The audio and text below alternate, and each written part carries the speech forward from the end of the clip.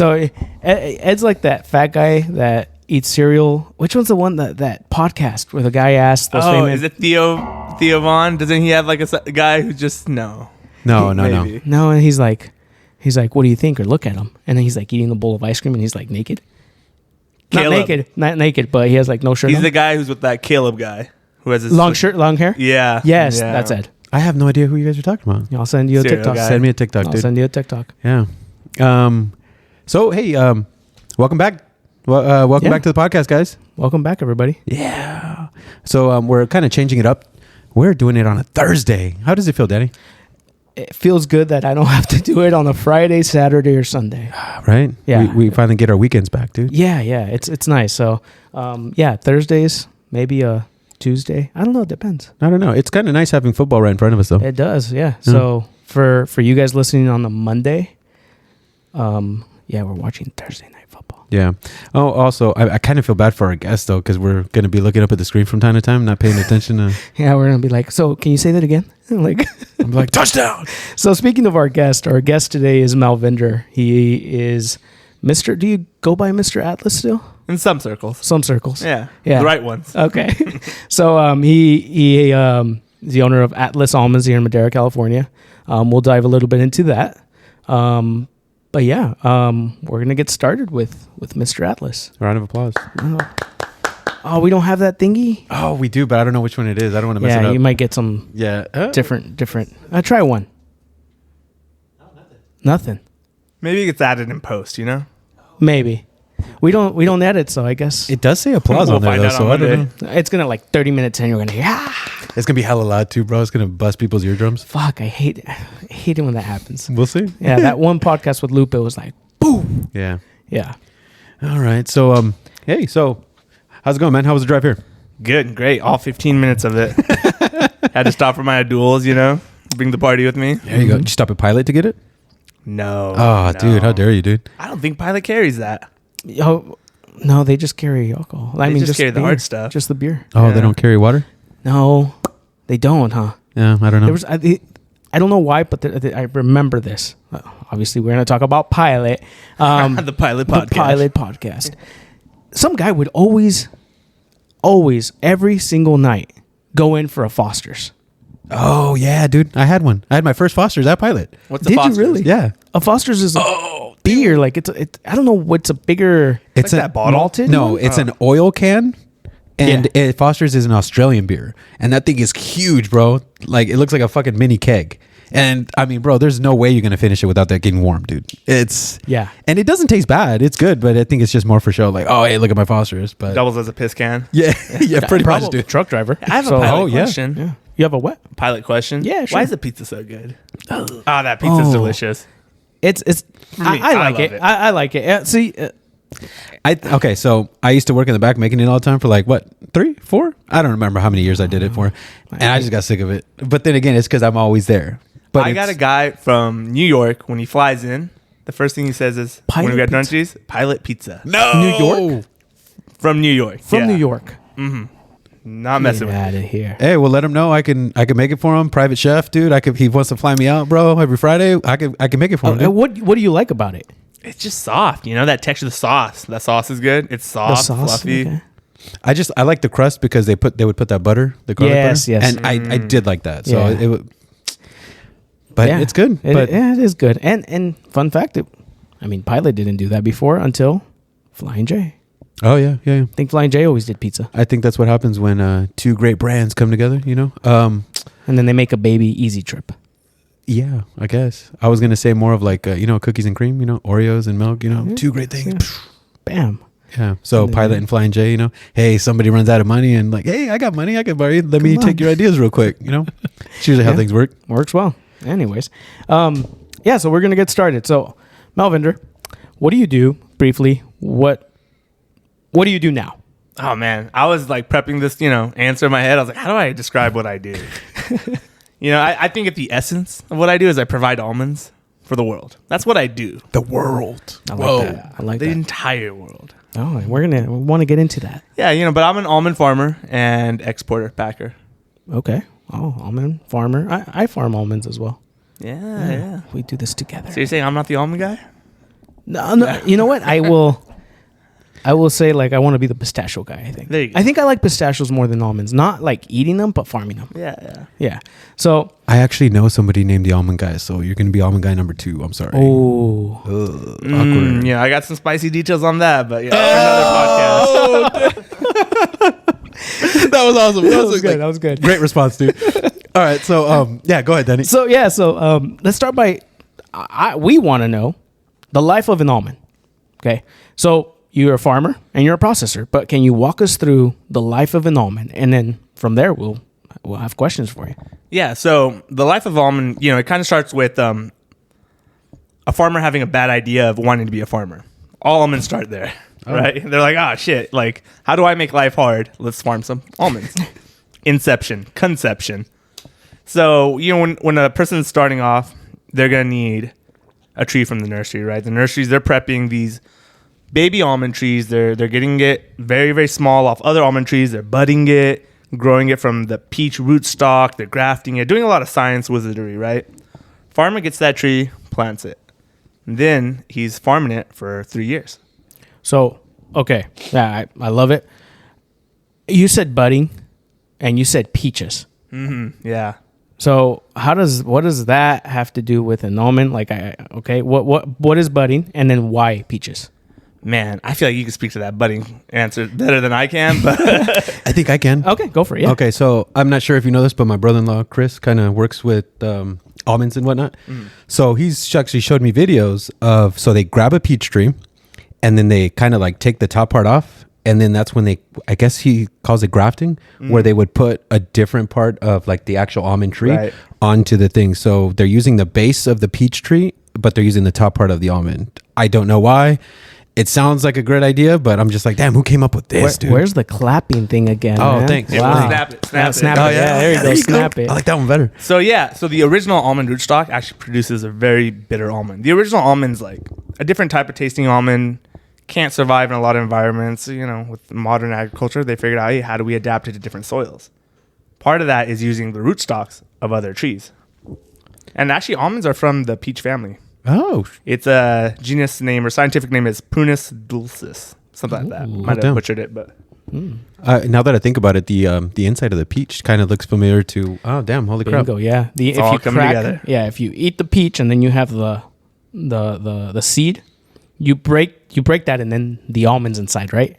Yeah. Yeah. It looks like it. it looks like it. Yeah. That's crazy, but yeah, holy crap!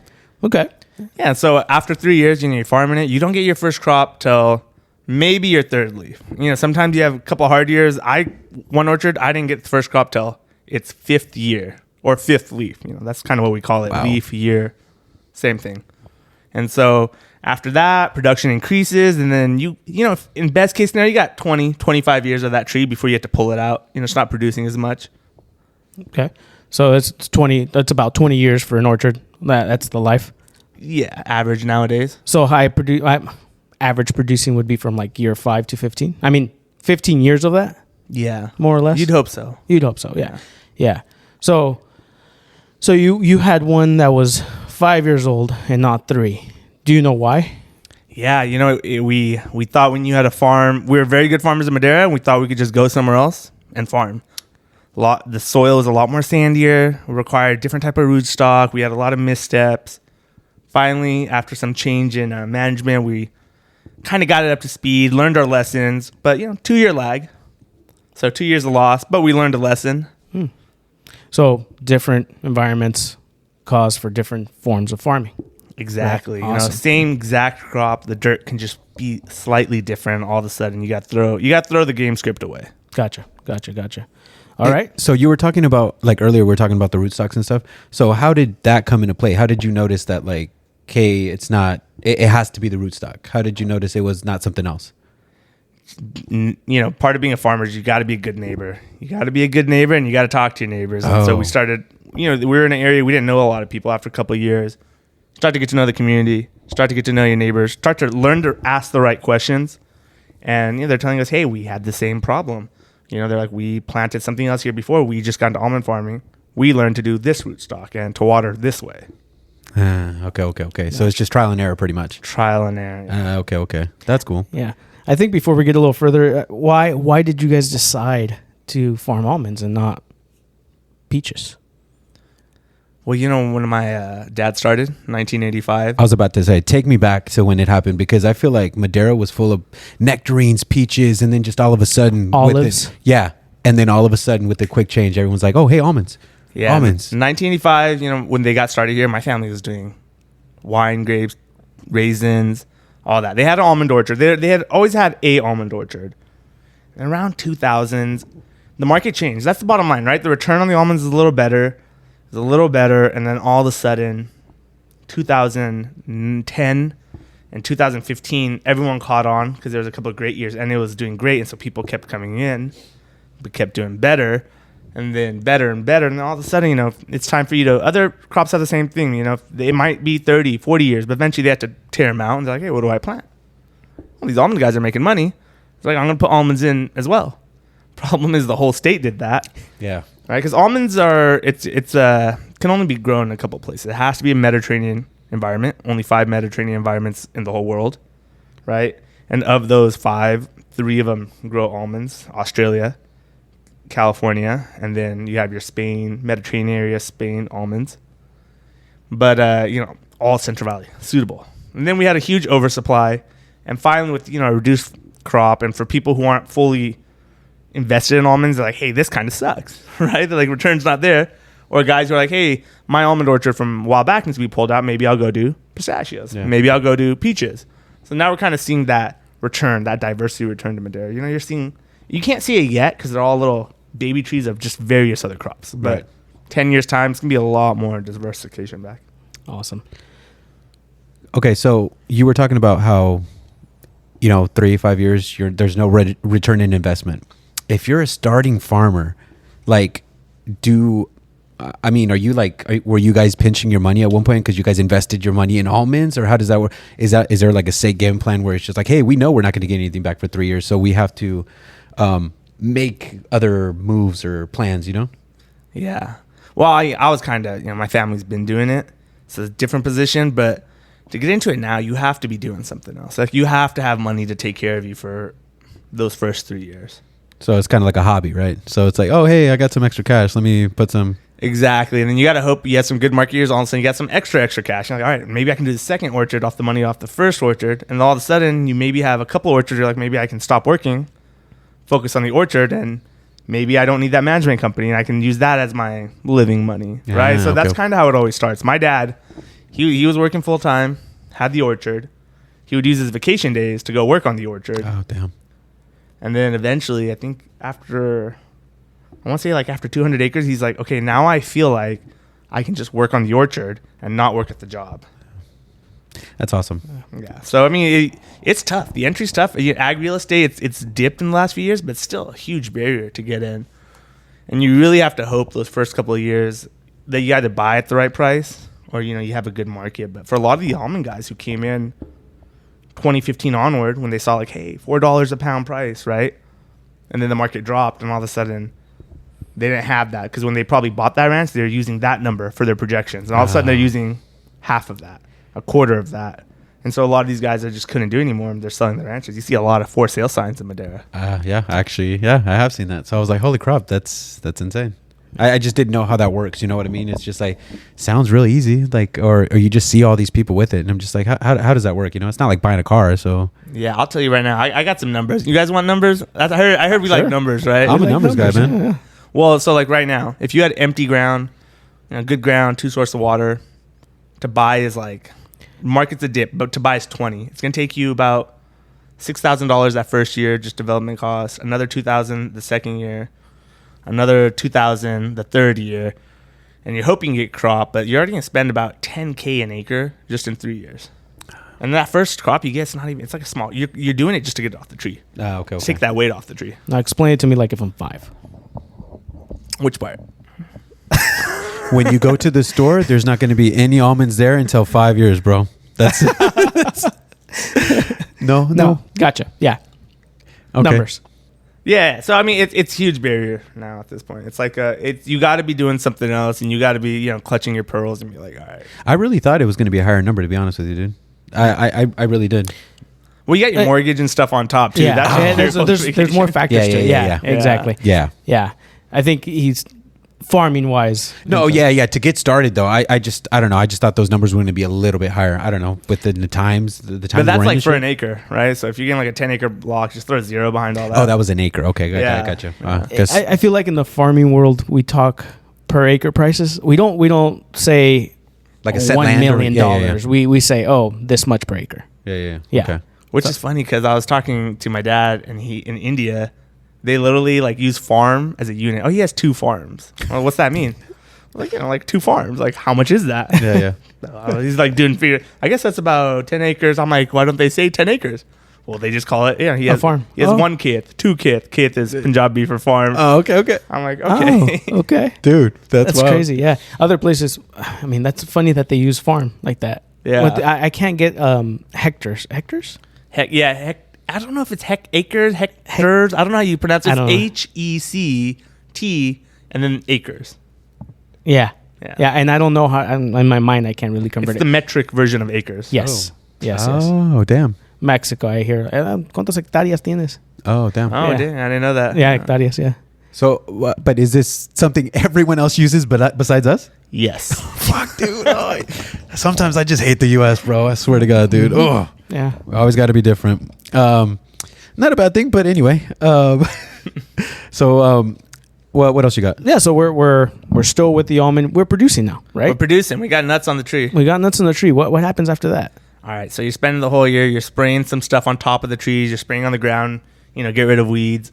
Come August, you're ready to harvest. So how we do it is we have the shaker, right? So the shaker's just it's a big claw. Just imagine a big hand. I'm already smiling because I can't. Just imagine a big hand, right? Grabbing the base of the tree, just shaking it till the tree nuts. I mean, the nuts on the tree fall off. I like the other way better. Yeah, so do I.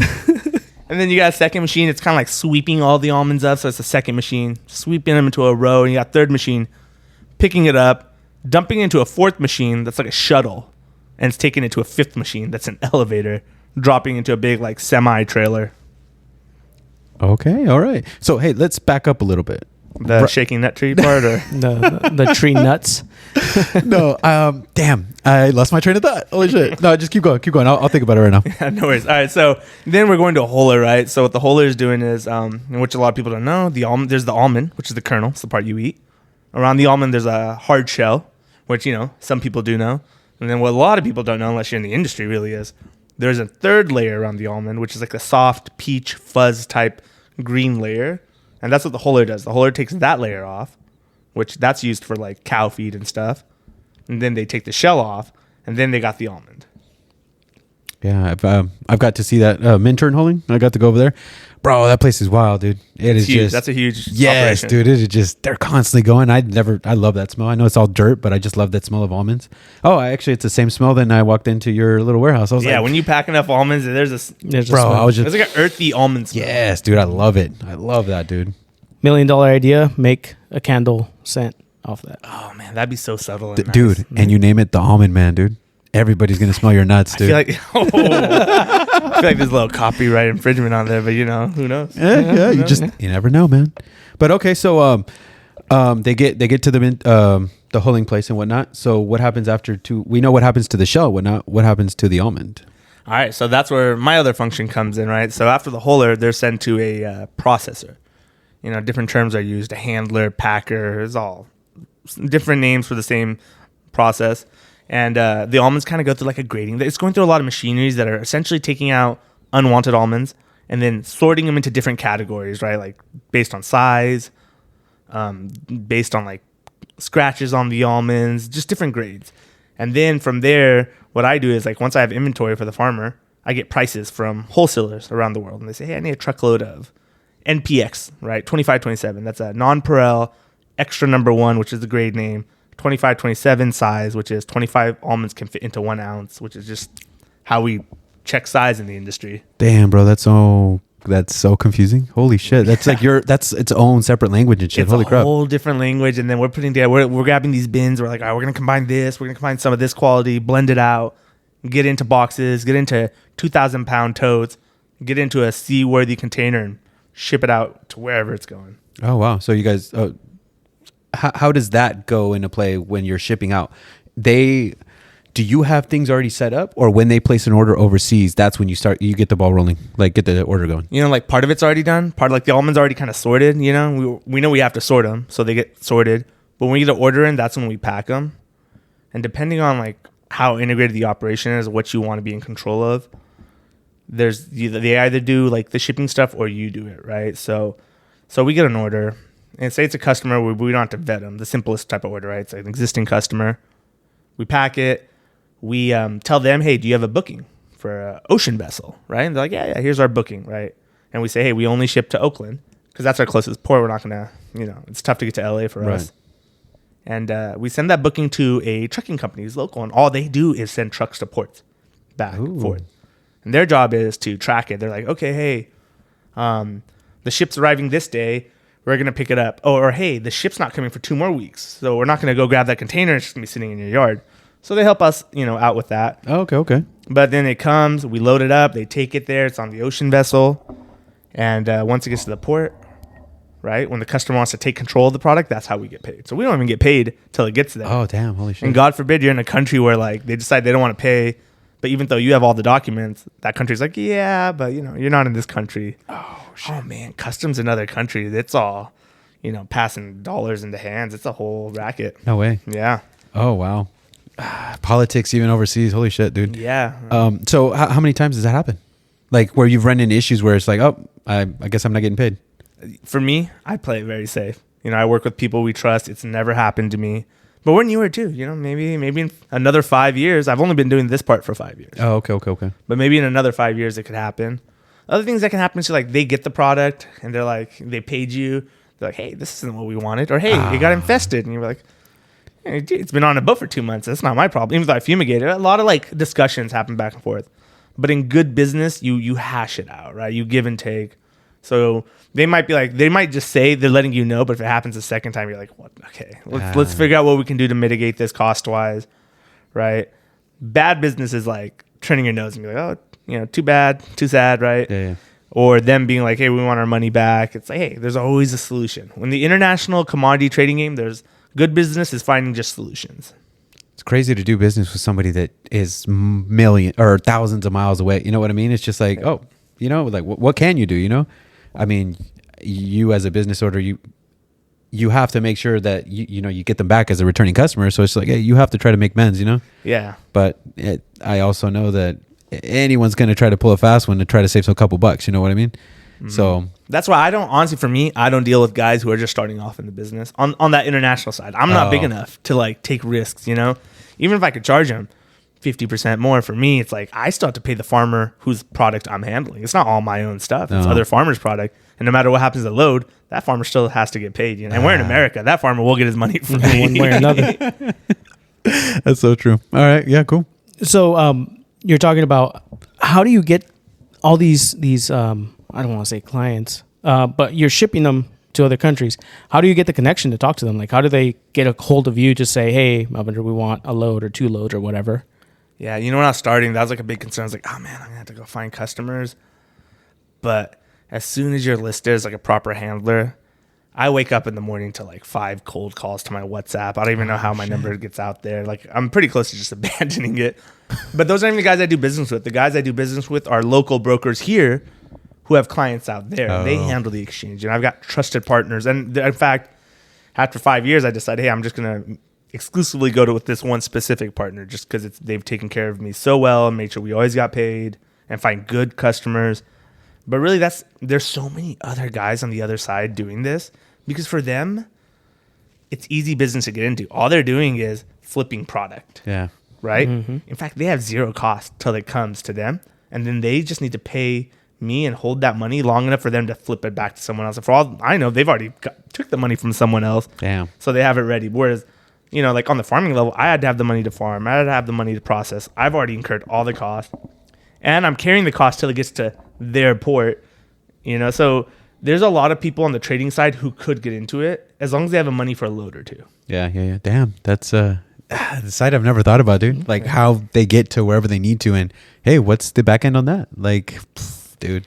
We have a couple more things on this whole almond thing. One is what what do they do with the product out there? Do they do similar? And I say out there, and I mean out in Asia. But is there other continents that you sent your product to? And what do you? I'm sorry. And what do they do with it out there? If you know. Yeah. So with almonds, there are two things that are going to happen. Like simplify it. It's going to be a table almond, right? Or it's going to be something that's going to be further processed. And what I mean by that is, by process, it can be as simple as like repackaged or turned into butter. Like, hey, if it's in Germany, turning into marzipan, right? So we ship into two styles.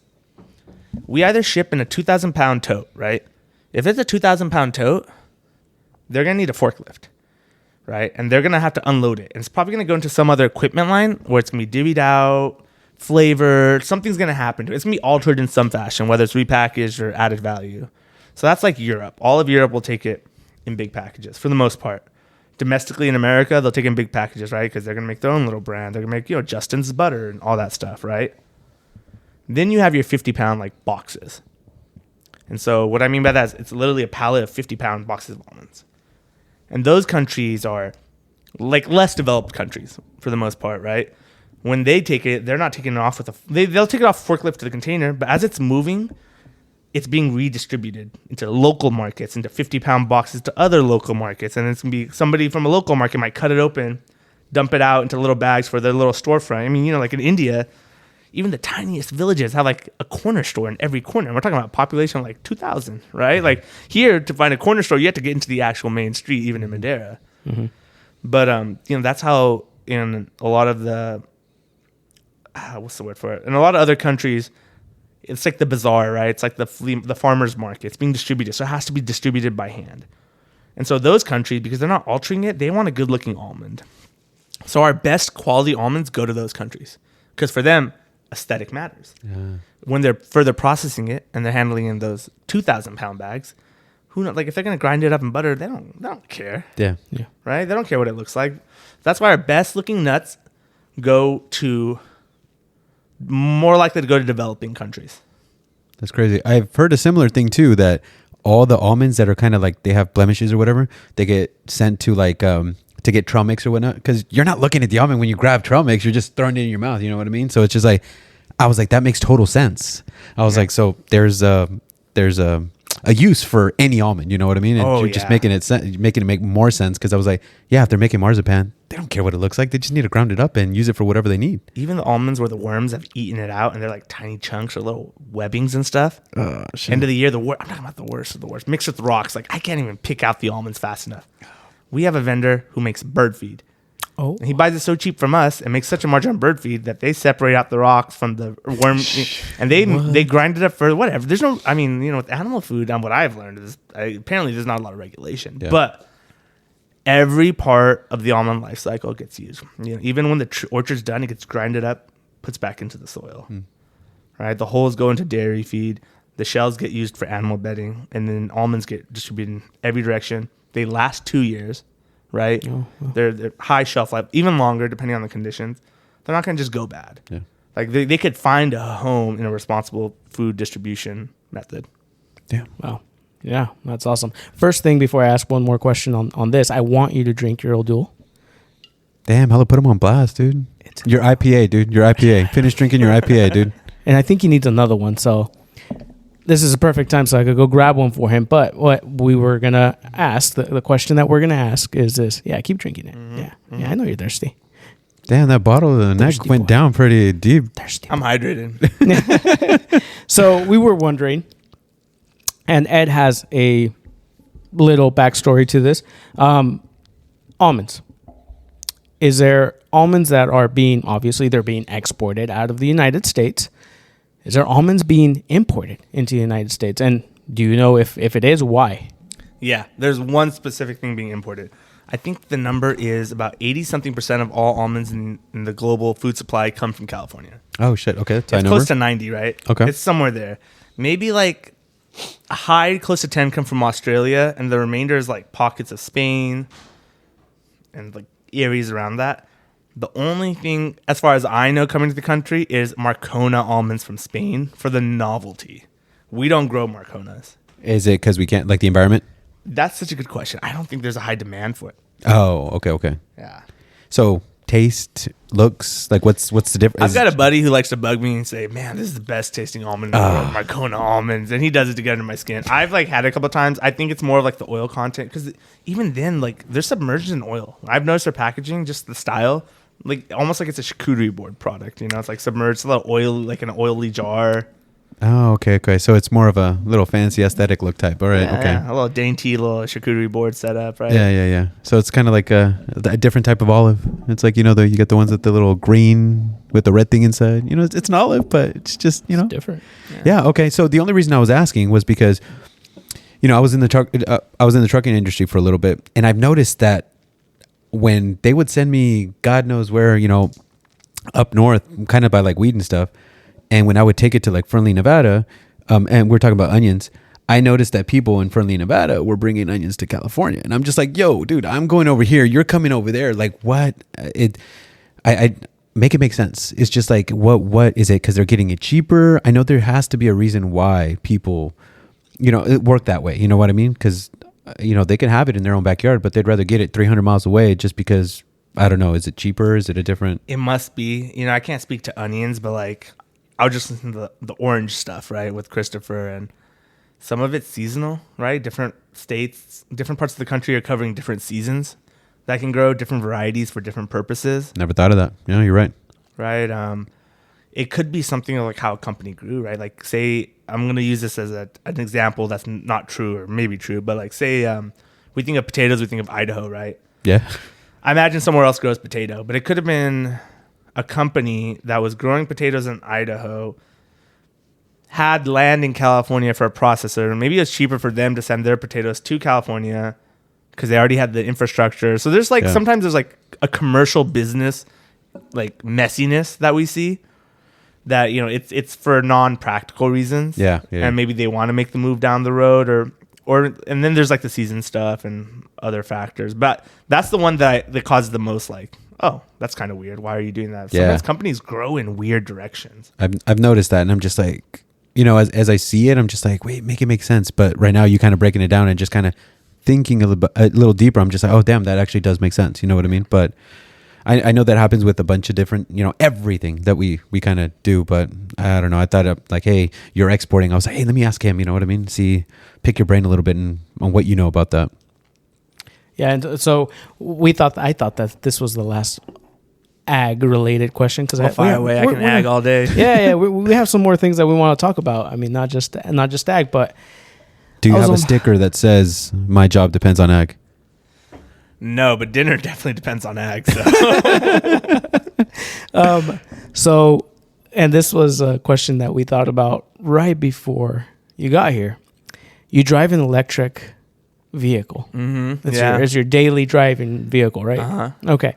So, what are your thoughts on electric vehicles? I mean, I hear that California is going to move into this whole electric phase or whatever, and that's affecting us ag people as well.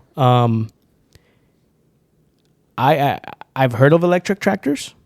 I have an electric gator, which is just a little car that we use for irrigation.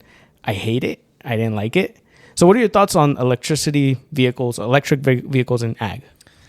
Yeah. I understand the push and the overall thinking. My philosophy on power and fuel in general, and it ties into ag, is the key isn't like one thing, right? It's stable diversification of our energy sources. So we're not leaning too much into one thing and where we have an equal spread. That's true.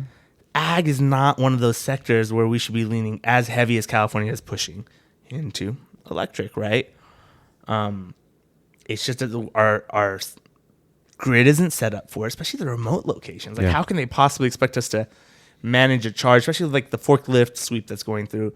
If a forklift with the current battery only lasts 4 hours, how does it, make economic sense for me to keep a forklift and charge it and have guys on it and run an 8-hour shift and all that, right? Especially in remote spots.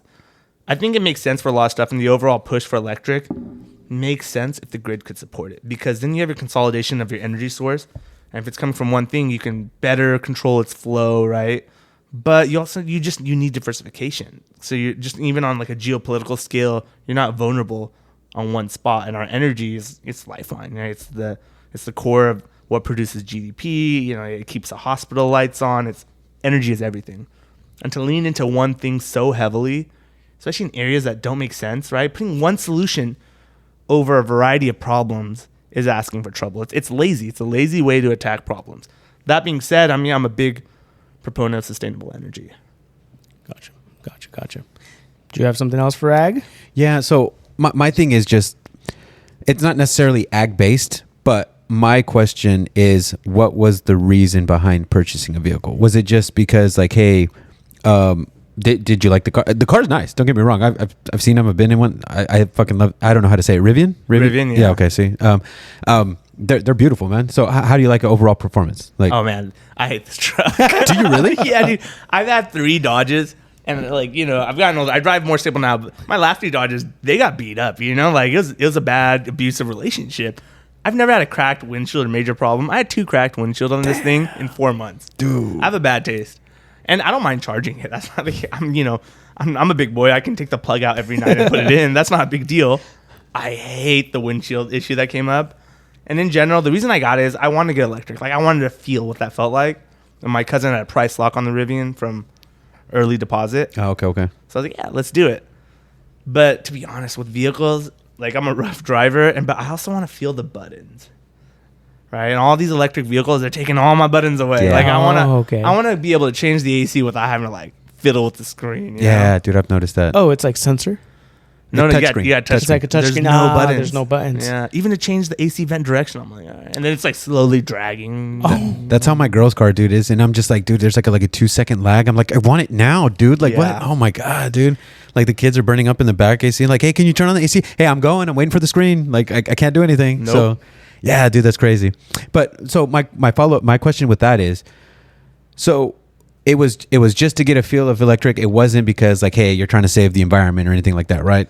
No, I'm not. Yeah, I wasn't trying to save the environment with this one. Okay. And Yeah. you know what? There's a big conversation to be had about the effects batteries are going to have down the road. On the Oh, environment. that was brought up. Like, So go even ahead. if you think about ethics and where we source lithium from and what countries and who's being mined out for, like, we can go all day on it, right? Like, what bridges are we trying to burn to where we're going to build new bridges? Yeah, dude, it's pretty wild. If you look up exactly what you said right now, when they're trying to get the lithium out, go look at the videos. Go look at pictures of who's doing that. It's like kids, families.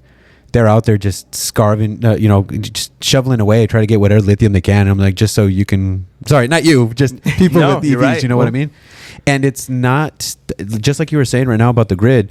We aren't set up for it because a couple months ago when we were having a heat wave, what did they tell us to do? California, hey, take it easy on the electricity.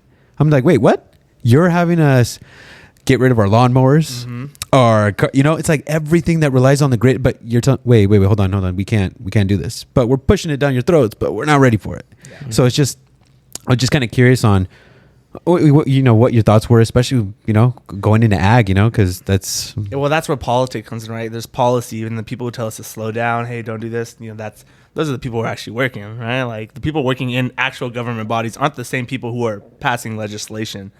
There is a gap. They might align in philosophy, but when you're a policymaker, you got to do sweeping action, right? And then the guy at PG&E is like, yeah, I'm all electric, but like, hold up, like, but that person doesn't have the mic. He's not on the public stage. Right. Okay, cool. That was my answer. Thank you, man. When we were in Panama, there was protests, right? Right. Was it a lithium?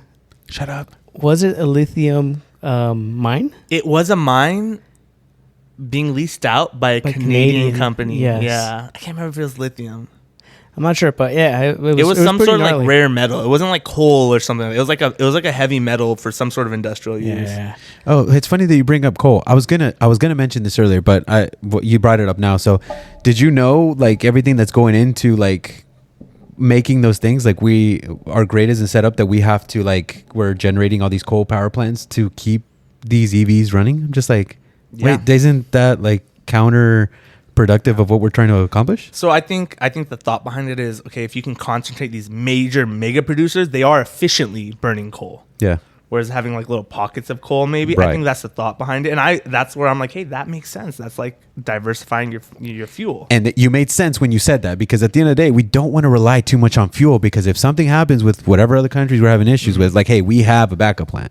But it's great to have a backup plan, but not make that our priority. You know what I mean? But, and then like, you should have a coal plant and a nuclear plant and a bunch of solar farms. You have it all, right? Yeah. But the problem is the way like the economics work is all of a sudden you're not using enough of a thing and its demand goes down. Now it's super expensive, and all of a sudden it's not even make sense for you to keep that coal plant open because the coal market's died because not people are buying coal, so people started producing less coal, right? Like I feel like there's a lot that comes into play too. Yeah, you're right. Just because another thing you were mentioning right now is like nuclear plants. I think the reason why they started kind of dying down was just because EPA cracked down on them, and they're like, oh, it's too much to get rid of the waste, and just like instead of dumping it in rivers and whatnot. So yeah, you're right. It's at the end of the day, it's like, hey, whose pockets are getting full? If it's not enough money's going in, hey, something's gonna change. I think the important thing is, hey, diversification, and like, there's more going on to it. There's no right answer. Yeah, no, you're definitely right. So in the horizon, Mallvinder, there's something approaching us, especially in a couple months. Yeah. So talk to us a little bit about you running for the Madera Irrigation District Board of Directors. Tell us what that is. Tell us what your plans are, if appointed. Yeah. So just on 35,000 foot level, irrigation district, its job is to move around water, right? Whether it's from a river out to all these farms, or it's from the mountain, snow caps melting, or from a dam. There are various irrigation districts all over California. Some are private, some are by county, some are by within the county. In this instance, Madera Irrigation District, 100 years old, it gets water from the Friant Canal system, redistributes it into Madera County to all the farmers. But not all irrigation districts just deal with farms. A lot of irrigation districts service cities too, right? Naturally, they're moving water around. So, on their stop, they make sure the city has water. So in a lot of other irrigation election, it's just the farmers voting. But because Madera Irrigation District services the city of Madera, every resident in the city of Madera and that's serviced by Madera Irrigation District, so if a canal is running through the property, gets to vote on the board of directors. Oh. And so the board of directors kind of, just like any board, they're helping with the decision making, the direction, and kind of the vision going forward. So you're saying, and I'm gonna dumb it down for me a little bit. The water coming from Friant Dam services also the city. In what way and how? So does the city have own reservoirs where they keep that water and then they use it and then it comes out of my faucet, or do they use it in other ways, as in like they use it in their what's that shit place on 12? Oh yeah, the treatment center. Or whatever? Treatment center. Thank you. Sorry. Yeah. So part of it's treated right. Part of it's like a game of credits where like the city should get a certain amount, but maybe it's more efficient for the city to pump. But the city's giving its credit from that could come from the canal, so it goes out to the farm. Part of it's credit, part of it's directly servicing it through treatment, right? But like say when the district started, however many years ago, the city of Madera also had an allocation, right? All the APNs who were touching the system of water delivery where the canals are, they had a certain amount they were owed. And so part of it is like they get it from that, but the other part is, like you'll see it like little random huts in corners, right? The Vista del Sol apartments, that's always the one I can see, is you can see the pump. Yeah. Right? Yeah, that one's like the most clearest one I see. Yep. And part of it's like, yeah, we're just going to pump it. But we're all kind of using the same water source. Just kind of pumping from the ground. It's just like, okay, I'll pump it here so you can deliver more out there. Oh, damn. Okay, so I got a question, and this might be a stupid question, but I'm going to still ask it. So are you, obviously you're running, so maybe it probably is going to be a stupid question, but I don't know what word it's, the word I'm looking for, but since you own a farm, is there like, oh, hey, we got to be careful with him because he might be special treatment to his farm. You know what I mean? I don't know what, but what word am I looking for? Favoritism to him? Yeah, because he would, like what you're asking is there, because he owns a farm, is there potential that people might think that he is favoring in his favor? Yeah, definitely anywhere, right? Anywhere if I'm board of directors, I can be like, hey, bump me up on the schedule. I want it to be my turn, right? You need honest people. And for the most part, I think everyone on that board is honest, Even the guy I'm running against, I'm not going to say anyone there's not honest. I think if you're going to take time to do something for, for free, you're probably not trying to skirt the system just so you can get a day ahead on the schedule. And in terms of for the city, why it's important farmers are on the board is the city of Madera's economy is surrounded by farmland. And if we can't secure water for the farms, it's a direct hit to our economy, Oh. You own a house in Madera, the economy takes a hit, your house is worth less, right? Less farms, less money coming in. Shoot, man, maybe one less Save Mart. Boom, whatever jobs in that Save Mart are gone, right? So not that the ag industry is holding up the entire economy of Madera, but it's a vital part of why people live here in the first place, right? And if we can't get water out from our districts and make good decisions, because the decisions made 100 years ago are affecting our district now. Yeah. The decisions we make today seem benign, but they're going to affect 100 years down the road. Yeah. So we need to support good water decisions so our farms stay afloat, especially we're coming in this era of water scarcity. It's going to be the hardest resource to claim in the entire world. Everyone will fight for water. Everyone is fighting for water, right? Just because you're not having to get it every little drop from your sink doesn't mean we're not already kind of there. It's happening at a very macro level. And so good decisions have to be made. But not only that, transparency and a connection with the community has to be made. How many people know what's going on in Madera Irrigation District, right? Shoot, I tried to go to the last 3 board meetings. They've been canceled 3 months in a row. No way. They have to be making it up. But where's the transparency? Where's the conversation? Why aren't we keeping the community tied in? Greater community support adds to the strength of the district. And I think we need a little bit more youth on the board so we can have a little bit more new continuity. I was going to start doing this a long time ago because his answer was really good, dude. I was like, holy shit. But I was going to say, you got my vote, bro. So I'm not even registered. I got but the you law got signs. The lawn signs are all over. I'll take 2. I want mine. What's it called? No, a really good answer, dude. Because at the end of the day, I think that goes into just politics in general. I think we need more youth. Because we as youth need to start learning more about politics. But don't worry about Trump and Biden. Dude, worry about what's going on in your local, dude. You can control this. Exactly. You cannot control. I mean, you probably can, but I don't know. I've never seen an election lost by 1 vote. Over here, this is where it matters, man. This is about your schools, your water, where everything, man. So it's just I don't know. We really need to pay attention to what's going on here, man. You got a problem? We don't have a target. All right, let's get a supervisor who's gonna go get you a target, right?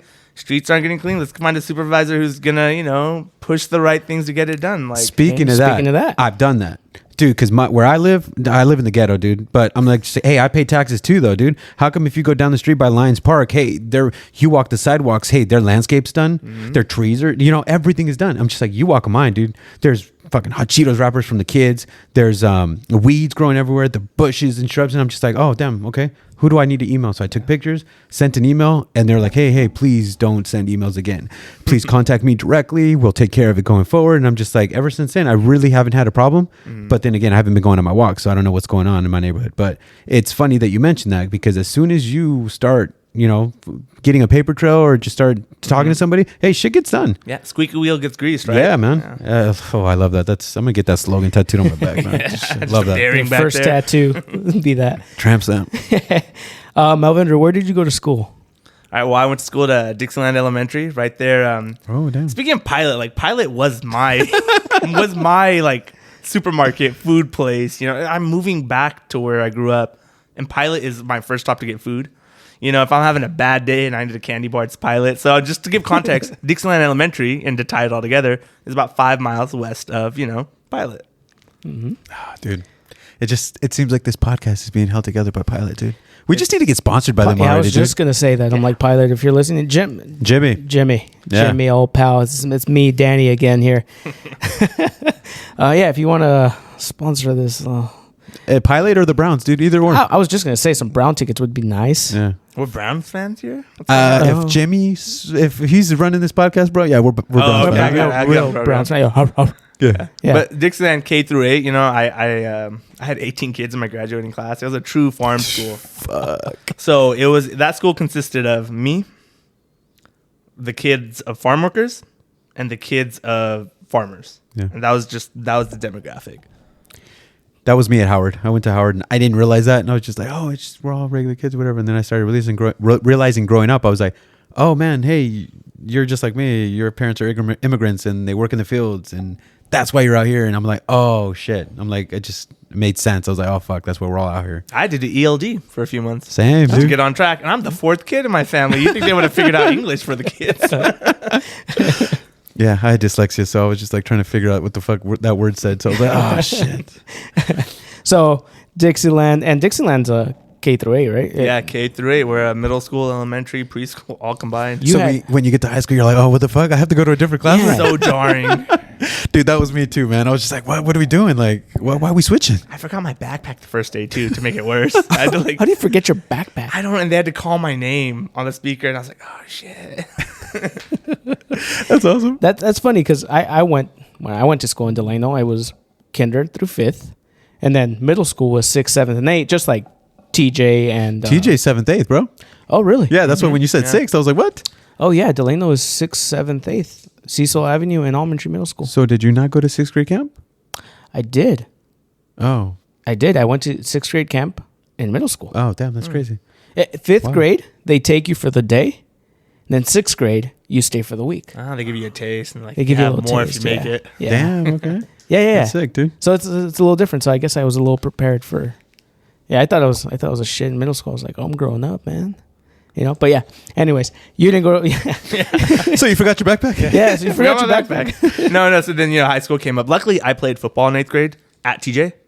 So I would after school get dropped off. Like somebody in the house would make time, go drop me off, and that was wild too. I only played because my brother had played, and I remember like I was Googling football for dummies before the first practice, and I was just like, oh shit. And there's so many people I didn't know. I was at TJ. There's more kids on the team than there was from the 6th, 7th, 8th grade class at my school. And I'm like trying to figure out the rules, and I'm already late. I didn't do summer practice. But on the flip side, when I went to high school, at least I had, and I kept playing football, so at least I had that group of guys to kind of lean on. That's so funny. I had the same experience signing up for TJ football. It's because there's a program where like, hey, we're doing football. So all these different schools will go and sign up for TJ football. But it's just so intimidating because you're with kids that you don't even fucking know, that are bigger, that have been playing football since like, Warner or whatever. And I'm just like, bro, I don't even know. I just know I need to run that way. I don't know anything else about this damn game, So it was frustrating, dude. So it's funny that you mentioned that. And I'm glad you brought that up because now I've never really reflected on it. Despite everything I've like managed to do so far in my life, I think that first like couple weeks is the most intimidating part of my entire life. Was just going there and just how jarring it was and just being completely in the dark. And it's middle school. People start to get mean too. Yeah, dude. I went in there. Hey, what's up, man? And just like, what the fuck do you want? I'm like, oh, damn.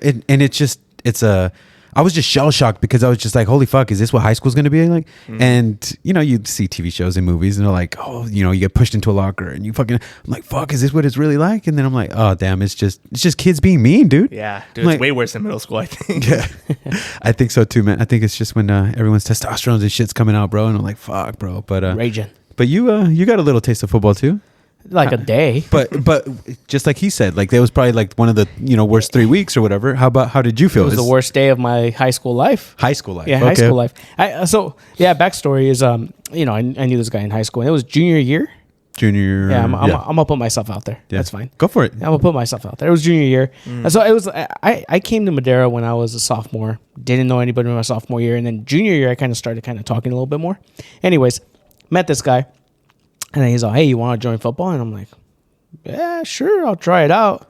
He's like, okay, I'm going to go and we're going to sign up. And let me stop you there. Yeah. That's the reason why. The reason why I asked him was because I was going to feel that same walking in. I'm like, you needed a buddy. If I know one person, yeah, because I knew Gio. Gio was playing, but then he just quit. And I was like, oh, fuck, well, let me ask this dude. And sure enough, you tough one out with me, I feel like I got the whole heat then. Kind of. Yeah. So yeah, I'm like, yeah, screw it. Let's go. Let's try it. So we talked to the coach. Coach was like, yeah, show up for practice, blah, blah, blah, blah. Dude, after practice, like one is like everybody already had the equipment. So we got all the leftovers. Yeah. So therefore I had jockstrap and stuff. Yeah, that was nasty. Therefore, the worst one was the helmet for me. they didn't have any bigger sizes. So I had to wear this small ass helmet. So I got a really, really, really bad headache, and that's why I quit after a day. But what Ed said, what Ed wants me to say. No, okay, maybe he doesn't want me to say. But yeah, there was like a situation in a locker room where it was just like the movies. You don't have to describe it. I just told you, like, hey, how did you feel during that? Yeah. But if you want to mention it, go ahead. That's why I said I was going to put myself out there. Oh, okay. Yeah. Well, there's this guy, you know, he's like, choose a different locker, dude. And I'm like, fuck. Okay, but my locker's right there. He's like, well, choose a freaking locker, like a different locker.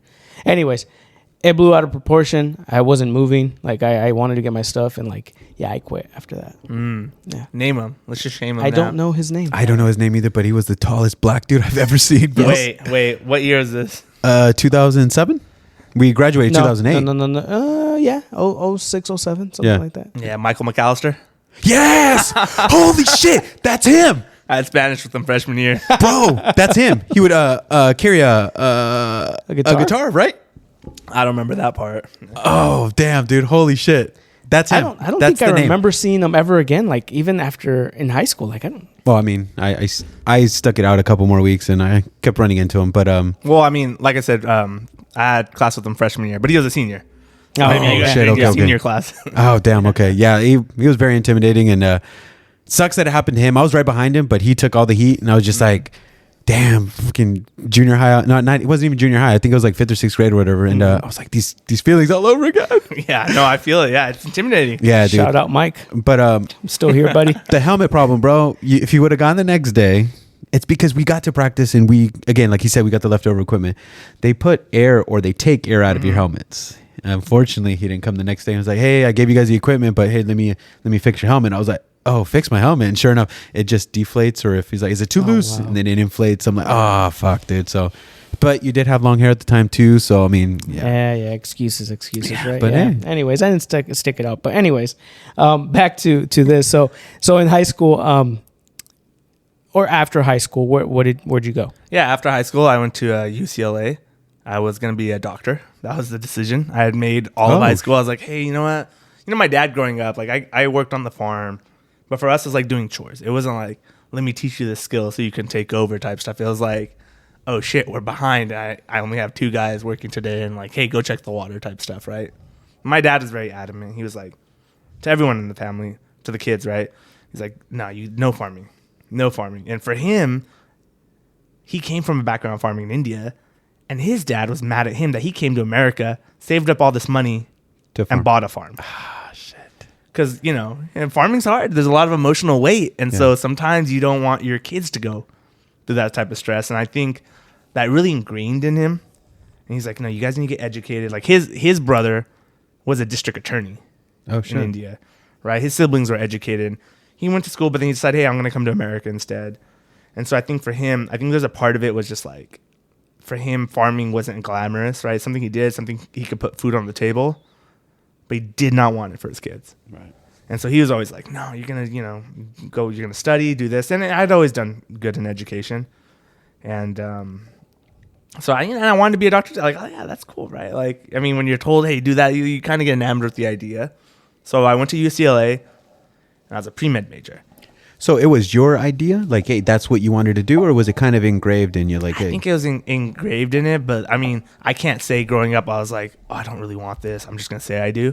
Like, I did want it, right? Okay, yeah. But it wasn't like a spontaneous. It wasn't like, I want to be an astronaut. It was like a novel idea that came from me. It was like something also, hey, like, that's a great job. There's a lot of respect. Like, it's a little bit of both.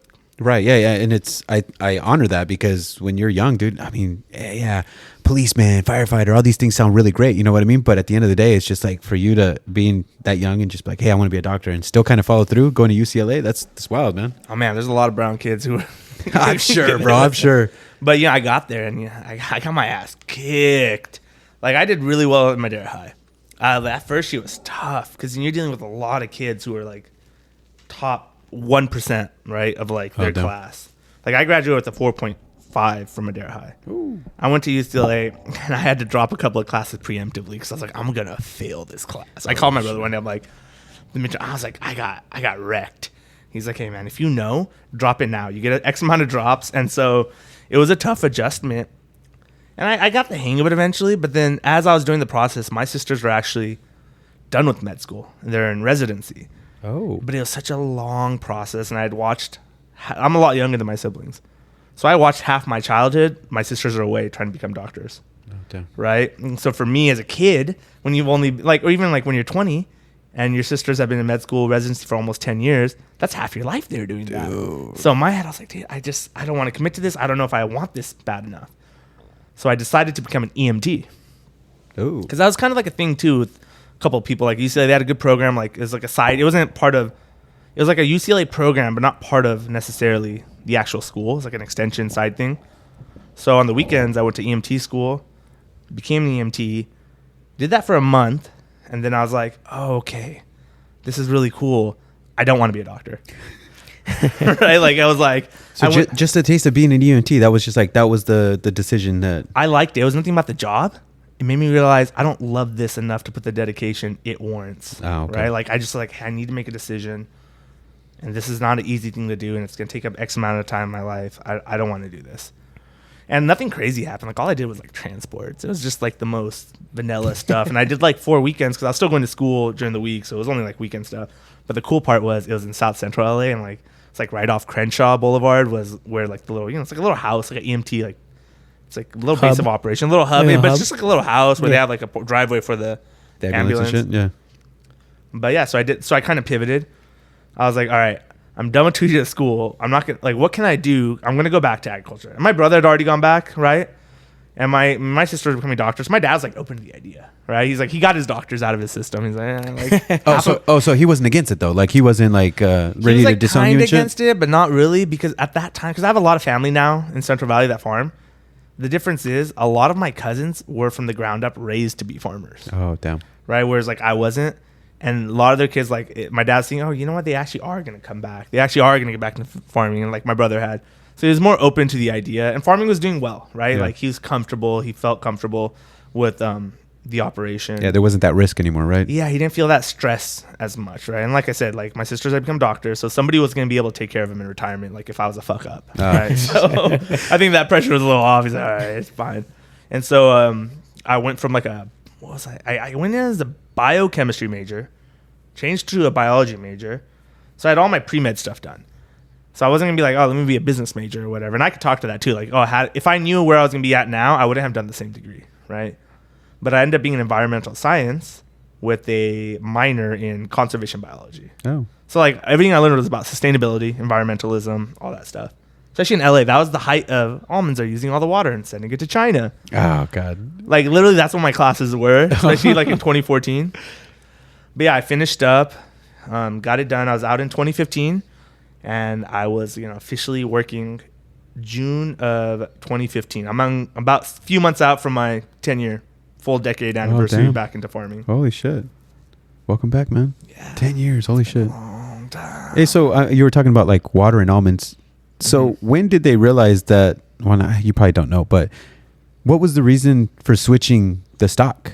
Like, was it because of the water consumption? Is there less water consumption with the peach? No, it has nothing to do with the rootstock. I mean, when rootstocks are like considered, things like water are thought about. But the water thing was overblown.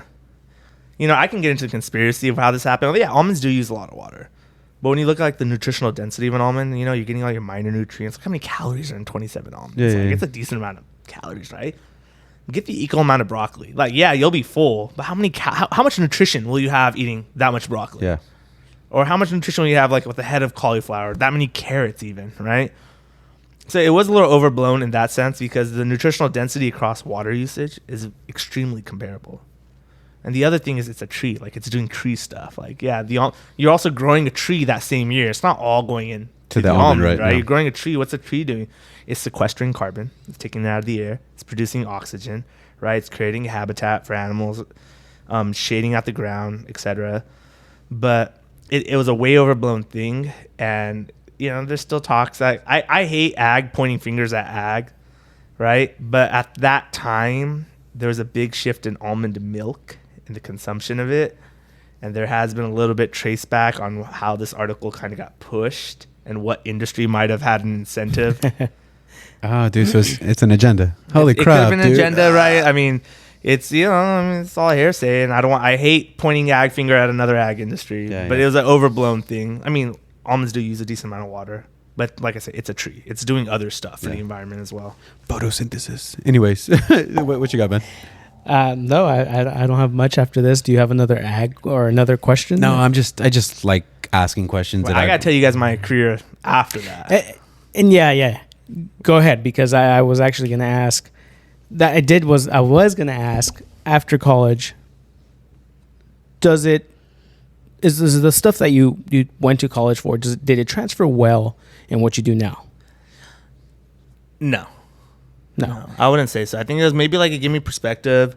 There's some nuance in the science. Like I understand a lot of what we're doing, but that understanding isn't required to do it. Like say if we're applying stuff and we're thinking about how does this chemical affect this bug, which wipes it out, its natural predator, and then this other bug comes up. You don't need to know that. You just need to know this chemical might cause a flare up of another problem. But it's good to have that understanding, right? It's good to think about it. Not to say it was like a waste. College gave me a lot of perspective. And environmentalism is becoming more and more prevalent, so I feel like I have a little bit of authority to speak to. Honestly, like for me, it's just like it's showing my badge. Oh, look, like hey, I went to here. Like you can't, don't try to over talk to me. Like how some people do that. They're like they try to use big words and like diminish, and I'm like, hey, I went to school. Yeah. Right, like not to say I didn't learn anything from it, but sometimes it feels like all it is just to show I did it, just so I have a little bit of credential. But why? Like when two people who dismiss just giving respect to one another. That's all it is. The people who need credentials to give me respect, here it is then. I asked a coworker if he regrets going to school. He said, no, dude. He's like, I got a alumni license plate. That's literally what he said. He's like, just so people can see behind me that I'm an alumni. I'm like, what? And I was like, dude, he's like, I don't use it in what I'm doing. He's a manager for pest control. And I was just like, damn, dude, that's wild. You know what I mean? But I was just like, hey, sometimes he said he loved it because it was an experience. You know what I mean? Yeah, that's what it was. Experience. I met a lot of good friends, a lot of life lessons, but it was just an extension of, I probably use more high school skills. People are like, when do you use algebra? I'm like, well, like, I mean, I feel like I use equations here and there, like I'm putting stuff together, but I know there's some core aspects, and like when I do stuff for sustainability, it does help. I do have like an understanding of how sustainable conversations happen, especially when people are like go hung about it and not like having a conversation where they're looking at both sides. That's probably where it's most useful. Yeah. But right after college, I mean, I was doing grunt work. My dad had built a decent amount of farm operation. No foreman, no mechanic. So I was just kind of doing just everything for a year. It was just like every little like thing. You'd be like, my uncles would be like, why are you doing that? Don't you have a guy for that? I'm like, what? No. Like, what are you talking about? So that first year, all I was doing was doing stuff, learning, and I would make sure the next year I would try to teach one guy. So eventually that's kind of how I had a supervisor, and he would free up some time. And then like that second year, I did like an almond leadership program, right? Kind of like ag leadership. I was like, I want to do something. The next year, I studied with a beekeeper for like 6 months. I was like, I'm going to become a beekeeper. I'm going to learn beekeeping. And then I was like, oh, I really like don't like bees. Like the fear of getting stung was too high. Then the next year, me and my sister tried to do a little almond butter brand. So we made our own almond butter, marketed it, tried to get into retail. It was like way harder than I thought. I was like, I was listening to the earlier episode, and you're talking about food to shelf. It's so complicated getting food to shelf. Yeah, I know how to make food. I know how to process it. I know how to get it to somebody who has a semi-truck. The process of actually getting it onto a grocery store shelf or anybody's shelf where an actual consumer will buy it is like this whole other game. In my head, it feels like politics. And even if you do get into the grocery store, all the best shelvings are taken up by the big corporations. Your product's going to be on the very bottom or it's going to be on the very top. So, I mean, dude, it's still... Most people don't think about that. Most people don't think about the shelves are real estate space that companies fight for. Yeah. I didn't know that until I started work for Red Bull, dude. I was like, oh, yeah, we're fighting for all this space. And you look at all the energy drinks, they're on the bottom or they're on top where you can't reach them. I was like, Red Bull paid for that spot. I was like, damn, dude, it's wild how it works, Yeah. But so you were, what's it called? You were talking about the other job before. What was that? Did we already talk about it? Oh, that okay. Yeah. Okay. So because all almond farms need bees. So you kind of want to just kind of get how it works. I can integrate, right, and do my own beekeeping and like do it out for other people. I had a lot of energy. That was a big thing, right? Like you get your work done. I trained a supervisor, and I had energy. I wanted to do stuff. I wanted to learn from people, and so we met a beekeeper, gave him some work for our ranch. I was like, hey, here's the trade-off, because we already had a beekeeper. I was like, I want to learn. So he would take me out to like Salinas, where he would store it before winter. He would show me how to like smoke them, feed them, give medication. And then I kind of decided, that wasn't for me. And the next thing I did was I learned how to like drill wells. Because we're like, you know what? We're going to learn how, we're going to buy a well rig and we're going to like drill wells. And that'll be our side business. And so I like worked. That was very brief. That was more research than work. I did some work. But then I kind of segued. And then I was like, I am going to get my real estate license. That's what I'm going to do, We're always trying to look for ranches. Like, I'm just going to find our own deals and do deals for people. So I got my license. And I never did a day of any real estate experience. No way. Because then one day I woke up, right, and I told my dad, and we looked at this ranch. He's like, oh, it's too expensive. The market's going to crash. We don't want this. And I was like, He sounds like me. Oh, yeah. Well, you're going to be right eventually. And so he's like, no. I was like, okay, what if we process our own almonds, right? And something him and my brother had always wanted to do. They just could never get it off the ground, whatever, right? He's like, yeah, sure, go work for your uncle. He has a processing thing. Learn from him. I'm like, no. If we're going to do this, we're going to do it, right? I was like, we're going to do it. And I remember this is summer of 2018. Like, well, he was napping. Like, he was already irritated. I was waking him up. And I was like, we're going to do this. Yeah. I was like, yeah? He's like, sure. I was like, I'm going to go and start researching and talking to people. I was like, yeah, all right. And like, honestly, I think I'd been working long enough where I felt like I earned a little bit of trust and leeway. And I think I got so ahead of it that before he realized, like, I had already put money down on stuff. And so the ball had started rolling. Oh, shit. And it was the summer of 2018 is how I ended up on the processing side. And so I started designing and building our facility from the ground up. And then in 2020, we were operational. And by then, we had spent so much money that there was no like, oh, now I want to go do that. I was like, okay, I better like go do this. You're all in. And maybe in 30 years, I'll make my money back. Hey, dude, but I feel like that is a very great way to go about life. Trial and error. Just like we were talking about farming, trial and error. Hey, your life, trial and error. Like, hey, let me try that job. See if I like I don't like it. Hey, let me try a different one. It's just finding out all these experiences and I don't know, just these opportunities that are out there. You know what I mean? That's awesome, man. Yeah. But you finally got something that you invested too much in that you couldn't. There's like, no going out now, man. That's awesome. And that's farming too. Once you're in, you're like, oh, there's no going back. Yeah. Hey, so you guys were talking about you were talking about bees real quick, and going down the 99, I see these big white boxes that say Bee Wise. What's up with that? Have you guys talked about seen that? We were just talking about this with Arma. Yeah, that's right. What is that? Because I've down 99 off of the 41. Or sorry, down the 41 off of in Fresno. There's that Bitwise, and it has those honeycomb things. I know completely different. I know. Yeah. Because it's Bitwise. This is Beewise. Yes. But it's kind of like the same logo. So I was just like, what the hell is it? And it looks like a futuristic little box with a bunch of holes. So I'm like, what is that? Yeah. Danny knows more about Beewise. Okay. Yeah, so Mallvinder was just talking about bees and how almonds, not just almonds, but other commodities require bees for pollination. So what they've done is you've normally seen these boxes, white boxes made out of wood, in the past.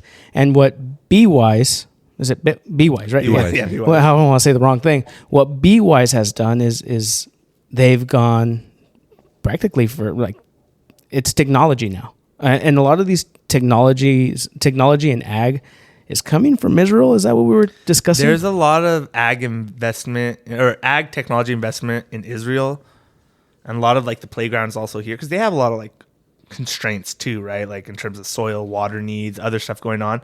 So technology is a way to circumvent these things. So Beewise is one of these three major bee companies because it's such a lucrative industry because almonds need it, right? Almonds are the biggest supporter of bees. We're the main funders of bees globally because of how reliant we are on them, right? There's like sometimes a connection, bee collapse colony. Well, no, beekeepers know they want to make money, so they're pumping up their hive numbers to give it to almonds. We don't ask for it, right? Like we need hives, but we don't want stuff to fall apart on us. But at the same time, we spend so much money on research industry, right?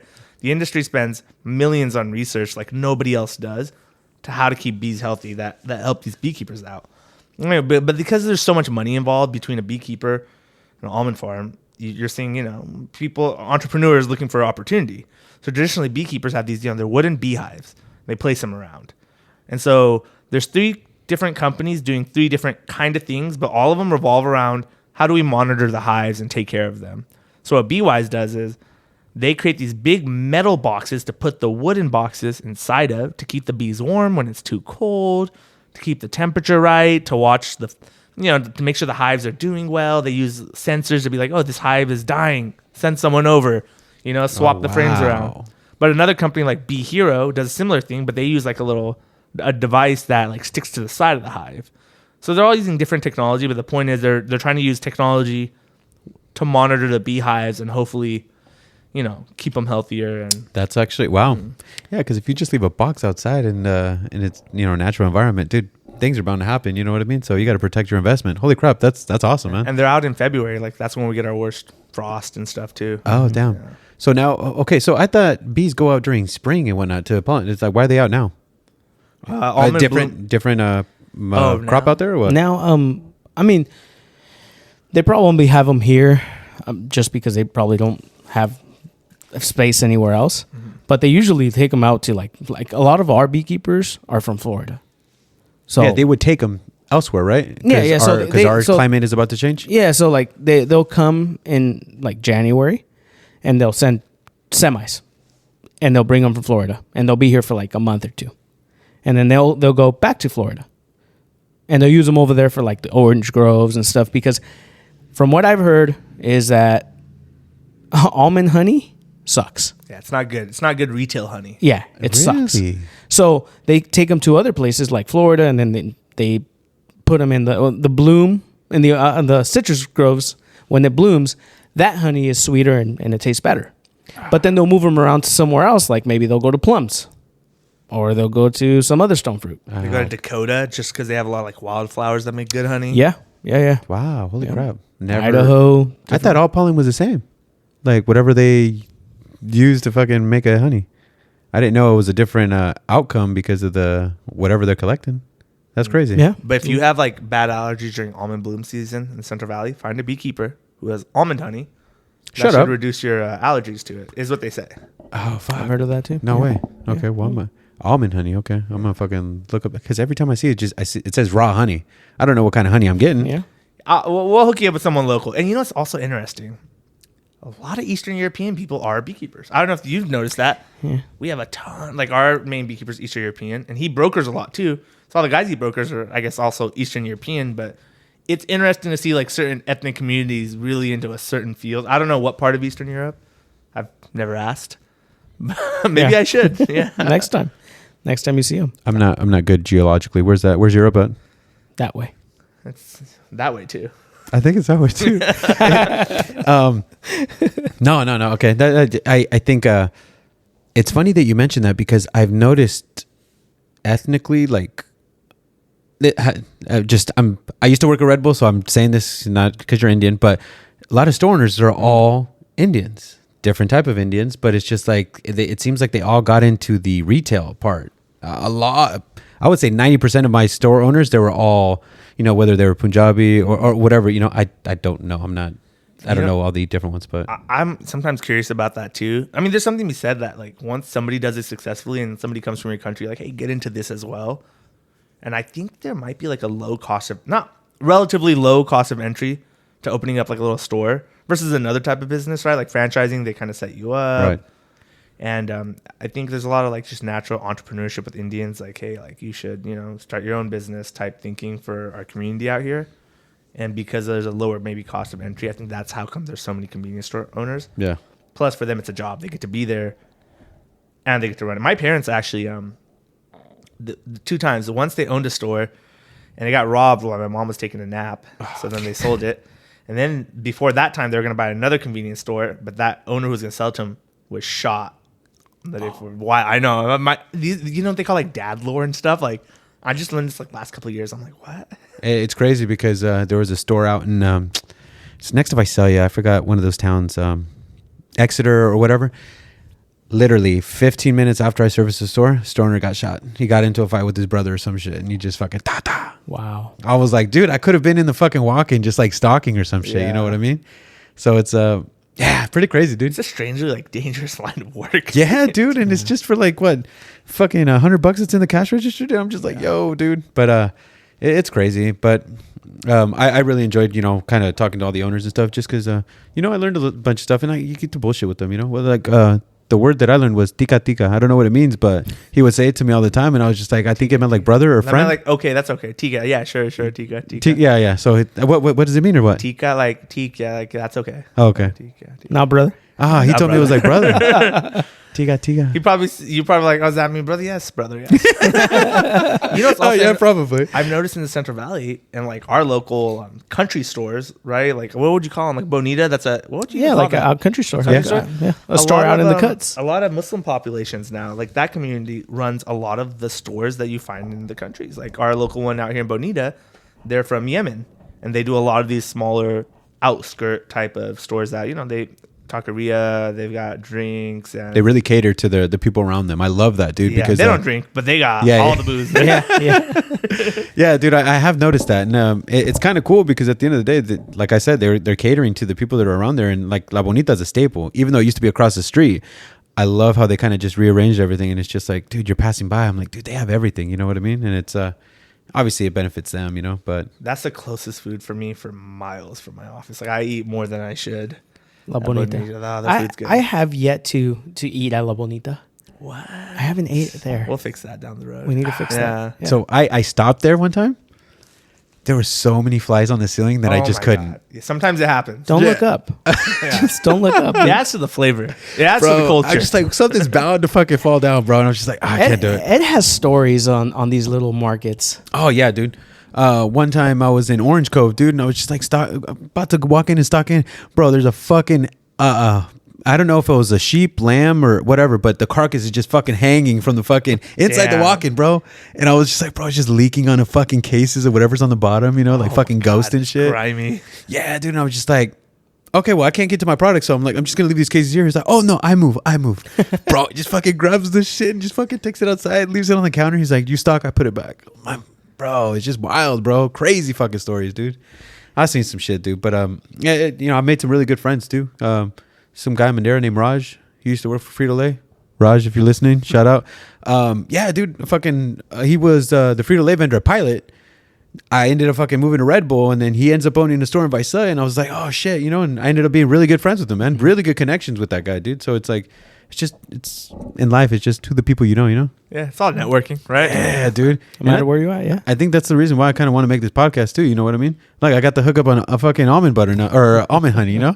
So it's like it's networking, man. It's bartering. I'll get you something too, man. We'll make a trade. Red Bull, just give me a case, man. I'm a fiend. One energy drink a day. Dude, it's just fucking just get it in. I'm not gonna burn long, but I'm gonna burn bright. All right, we'll start with final thoughts with Ed. I just want to say thanks, man. I think everybody that's kind of came in with ag is just kind of giving me a little more aspect on what it takes, dude. Because I'm just like, ah, damn, they're taking all our water, So it's nice to know that you guys aren't taking all our water. And hey, man, good luck on your what election? Yeah, Your- and make sure you guys vote. It's November 5th. It's on the big ballot alongside every other presidential. So Local, do I state. have to register to vote just like I do over there, or is this local? Are you different? registered to vote? No, I'm not. So So I you gotta have. be registered to vote, and then I thought it was that though, to register for like fucking Biden and Trump fucking showdown. It's the same one. yeah, it's all the same voting. Same one. It's in that ballot. Oh no way. Yeah, it's in the same ballot. So you have your federal voting, state voting, and then is it municipal? Yeah. Yeah, Mhm. like your local. yeah. But you have to fill the whole thing out for them to accept it, or Oh, you you can don't- just do the no. municipal. Oh, you could just do what you want. Yeah. Oh, yeah, that's such a good. No, it must be just do what you want. Yeah. No, they just won't count the other votes. Because I know some bitch will fucking Martha or Karen will be like, "Oh, he didn't vote. Oh, let's fill in this for you know what I mean." Well, you can electronically vote over there in the Oh, can county you? building. Yeah, I did that last year, and everyone should register. Doesn't mean you're going to vote this year. Baby steps sometimes. I think I didn't even register the first year, or I didn't vote the first year I registered. It took me like the next cycle to get to that. So everyone should at least register, and then do what you can when you can. They gotta make an app for it, dude. They gotta make it easy Snapchat. to vote. Yeah, man. All right. Like this TikTok if you want them in. No, seriously. Like Snapchat's like, have you registered? It's on the very top. Sometimes it pops up, and then you just click it. Damn. Okay, I need to look into it. I've never. Yeah. just I've seen fucking it on going. Snapchat. I've seen it like on Instagram, I think. And then when it gets closer, you'll see it more often. And so it's not too late to register still then. It's definitely not too late. Okay, guys. Hey, you guys heard it here first. It's not too late to register. So let's give Mallvinder some support. Some support. Yeah. Mallvinder, final thoughts? You know what? I listened to you guys today. I had great time passing. You guys are great conversationalists. thank you. I'm having a good. I'm excited. I want to send people here just so they can like release their Do it, secrets dude. on here. Yeah. You know, I'm gonna be talking to people like, hey, these guys got a podcast. You need to get on here, and I'm just gonna steal their business ideas. But no, I wish you guys luck. I hope I can make like a return feature down the road. Maybe I'll like pick up a new job or something. If you get elected, bro, you're coming back. I want to know what the fucking Hey, we'll job do it 1 entails, year bro. later. What do you do as a board director? Stuff. Yeah. No, yeah. I mean, we would love to, and yeah, thank you for being here again. I'm gonna close it out with one little thing that Mallvinder said that has stuck with me, and it is the decision you make today will affect what happens in 100 years, even if it's small. But yeah, decision that you make today will affect anything and everybody in 100 years. Just know that. All right. So put that dessert down. Fuck. All right. With that being said, somebody's driving right now with a fucking Danish in their hand. They're like, fuck. dude, I'm gonna be listening to this on Monday, and I'm gonna have like hot Cheetos in my hand, and I'm gonna be like, put them away, Danny. Put them away. All right. Awesome. Hey, well, everyone, thanks for listening to the podcast. Episode number 7. So, Mallvinder, again, thanks for coming, dude. I appreciate it. We appreciate it. Good luck on your future endeavors, man. You'll definitely be back. And yeah, guys, if you guys have any requests, you guys have any questions, feel free to reach out on our Instagram. We'll post it. There's a link on the bottom. Yeah. And so, yeah, thank you guys. Bye. Bye.